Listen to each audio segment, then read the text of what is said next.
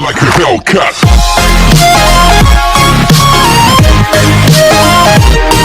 fanaanka FJ Xabiib waa fanaan inta badan Soomaalidu aad u garanayso ayaa gabi ahaanba waxa uu shaaciyay inuu fankii joojiyay. Haddaba maxay tahay qisada ka dambeeyay FJ Xabiib oo Soomaalidu inta badan aad u garanayso inuu gabi ahaanba shaaciyay inuu fankii ka fariistay? qisadan xanuunka badan ayuu nala wadaagay FJ Xabiib si ay cibra qaadasho ugu noqoto fanaaniinta iminka fanka ku jiro iyo sidoo kale dhalinta damacsan in ay mar u fanaan noqdaan. haddaba inta aan u galan riyadan xanuunka badan oo nala wadaagay fanaanka FJ Xabiib, haddii ay tahay booqashadaada ugu horeeyay channelkeena fadlan subscribe saar si ayna kuu dhaafin muuqaaladayga war. Like a Hellcat.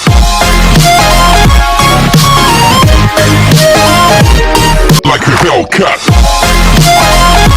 fanaanka FJ Xabiib ayaa gabi ahaanba waxa uu shaaciyay inuu fankii ka baxay, waxa uuna sidoo kale raaciyay inuu ku biiray majmaca tabliiq. haddaba fanaanka FJ Xabiib oo Soomaalidu inta badan aad u garanaysa ayaa waxaynu la sameynaa xiriir si aan uga wareysano qisada ka dambeysay inuu gabi ahaanba fanka joojiyo. FJ Xabiib ayaa naga codsaday inaan codkiisa bulshada la wadaagin, balse waxa uu sidoo kale noo raaciyay qisadeeda bulshada la wadaaga si ay cibra qaadasho ugu noqoto fanaaniinta iminka fanka ku jiro iyo sidoo kale kuwa doonaya inay mar fanaan noqdaan. qisadan xanuunka badan ayaa waxa ay ka bilaabanaysaa sidan. FJ Xabiib ayaa waxa uu sheegay inuu ku tala jiro duubista hees cusub taasoo ugu tala galay 2020ka. waxa uuna inoo sheegay inta badan heesaha uu qaado inuu isagu ka fikiro muuqaaladooda qaabka ay noqonayaan, maadaama aan jeclaan jiray buu yeeray inaan viewers badan ka helo heesahiga. haddaba FJ Xabiib ayaa waxa uu yiri anigu inta badan waxaan waqtigay ku qaadan jiray sidii aan u raadin lahaa hees cusub. haddii aan hees helana waxaan u raadin lahaa sidaan heestaas kaga dhigi lahaa mid qarxda oo ay dad badan daawadaan. sidaan wada ogsoonahay fanaaniintu haddii ay hees qaadaan waxa ay ku daraan sidoo kale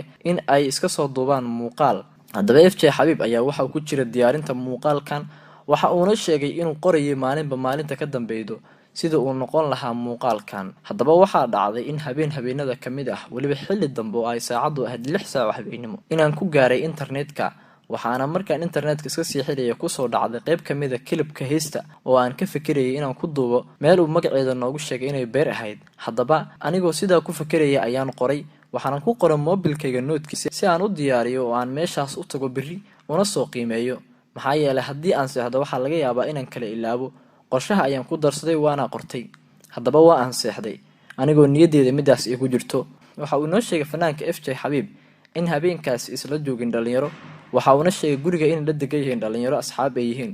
kuwaas oo ay bahwada ku yihiin fanka. hase yeeshee waxa uu sheegay habeenkaas qolka waxa la seexan jiray wiil, halkii wiilna waa u maqnaa. waxa uu sheegay fildiga ay degan yihiin dhalinyaro badan ku joogeen balse qolkiisa isaga hal wiil kaliya oo la seexan jiray. haddaba wiilkii ayaa habeenka maqnaa, waxaana iska muuqatay in riyadan lala doonayay fanaanka. waxa uuna baraha bulshada ama Facebookiisa ku soo daabacay baqshad uu ku sheegay qofkii Ilaahay hanuun la doonaya inuu Ilaahay isagu gacantiisa ku waafajiyo. waxa uuna inooga bilaabay qisada halkan, waxaana guda galay buu yiri riyadii. markii aan riyada guda galay ayaa markii ugu hore waxay riyadayda bilowgeedii ahayd ka fikiritaanka heestii. haddaba maxaa isbedelay? waxaa mar qura isbedelay jawgeygii, waxaana dareemay xaalad aad u cabsi badan oo murugo badan kadib markii anigoo idil baheystii iyo wixii aan ku duubayaba qalbigayga ka baxeen. waxaanan tagay meel ay ku sugan yihiin dad aanan wajiyadooda garanayn, guryo aanan weligay arkin, buuro iyo sidoo kale geedo waaweyn. meeshaas waxa ay run ahaantii meel aad u cabsi badan. marka qaar waxaa maqlayay buu yiri shimbiro iyo wax qaylqaylinaya, mana dareemi karin.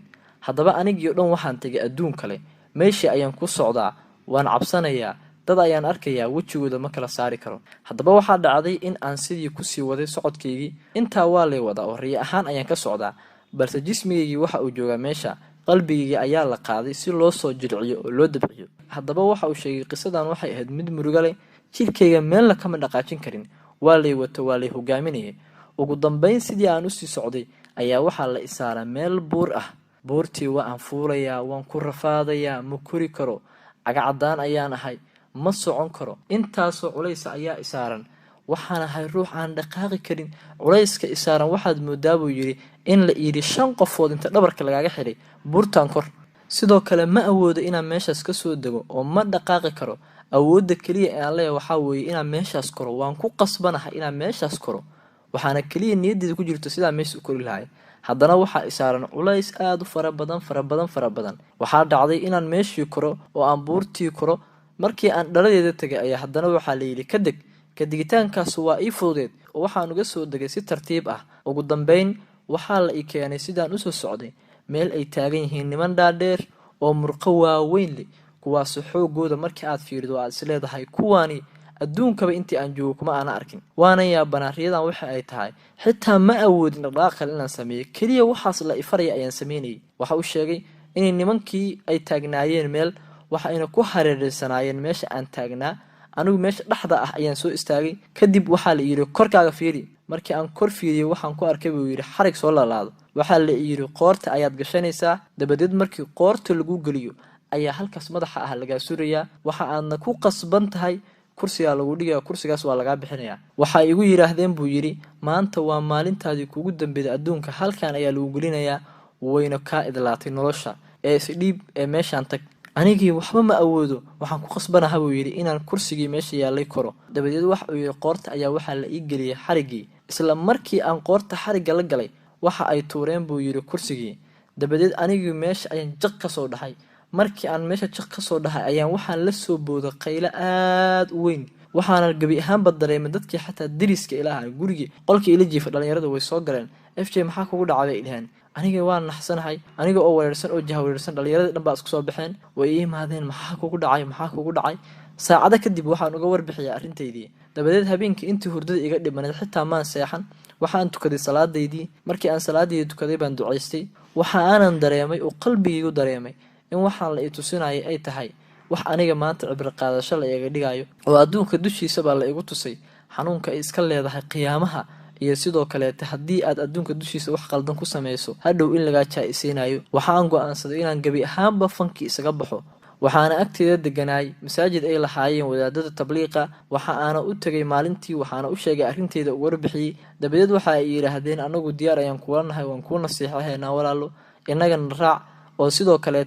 xaqan iyo diinta aan faafihayna nala faafi hadda waxa aan go'aansaday buu yiri inaan majmacaas ku biiro inta nolosheeda ka dhimanay aan ku tala galo sidii aan diinta u faafi lahay oo aan u garab istaagi lahay diinta iyo xaq Ilaahay waxa uu sheegay gabi ahaanba dadkii Soomaaliyeed heesiisa dhageysan jiray inay iska dileed galayaan waxa uu sheegay inta user ee YouTube-ka uu ka leeyahay isagoo heesiisa soo gelin jiray inuu ka saaray waxa uu ka codsaday dadka Soomaaliyeed heesiisa qaatay inay iyaguna ka bixiyaan YouTube-da sidoo kale waxa uu sheegay in dadka Soomaaliyeed aysan dhageysan heesiisa ayna Ilaahay dartiis isaga dhaafaan maadaama isaguba fanka Ilaahay dartiis uu isaga dhaafay sidoo kale FJ Xabiib waxa uu sheegay inuu baraha bulshada ka faafin doono dacwadda islaamka waxa uu sheegay inuu dadka uga nasiixayn doono xumaanta una fari doono wanaaga waxa uu fariintan soo dhigay bartiisa Facebook isagoo ku cadeynayo inuu fanki gabi ahaanba ka baxay waxa uu sheegayaa sababihii ka dambeysay isagoo soo dhigay warqadan dheer uga hadlaya toobadiisa haddaba daawada waxaan idinka rajeynayaa inaad arintan ku cibro qaadan doontaan waxaana faaninta Soomaaliyeed ee fanka iman ku jira kula talinaynaa in sida wiilkan oo kale dhalinyarada ah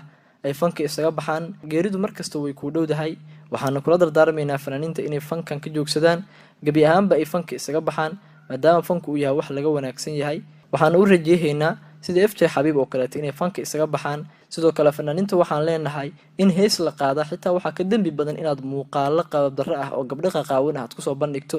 taas ayaa waxay tahay dambi labaad FJ Xabiib waxa uu sheegay inuu ahaa fanaaniinta ugu adag ee dhanka ku dhaqaaqay si heesiisa ay u noqdaan kuwa shidan haddaba fanaaniinta waxaan kula dardaarmaynaa xitaa haddii aysan heesaha joojinayn inay muuqaalada qaqaawan ee gabdhaha ay joojiyaan taasoo ah wax xun oo laga fiican yahay indhaha dadkana aan u roonayn iyagana haddii hataa ay taageero ku raadinayaan aysan taageero ku helin bal dad badan ee ku taageeri jiray inay taageerahaadii kala laabanayno sidaan wada ogsoonahay waxa fanka asaguna ka baxay bishii hore fanaanka Qoomaal oo muddo dheer fanka ku jiray waxaana soo badanaya fanaaniinta fanka ka baxaydo sidoo kale isaguna waxa fanka isaga baxay Axmed Biif oo hadda kitaab ku raacday magaalada Muqdisho qaasatan deegaanka Caylasha waxa uu noqday sheekh faafiya diinta islaamka haddaba sidoo kale waxaanu kula taliyeynaa dhalinyarada fanaaniinta ah in ay fanka isaga baxaan intay dhalinyar yihiin oo ay cibaadada xaggeeda u leexdaan maadaama fanku uu yahay wax laga qurux badan yahay haddaba daawade haddaad channelka ku cusub tahay subscribe noo saar gambeelkana ku dhufo saan muuqaalada dambe soo dhigno ka ugu horeeya daawadaan noqotid waa anigoo tifitaax CK oo nigaga tegaya sidaayo nabadgeliyo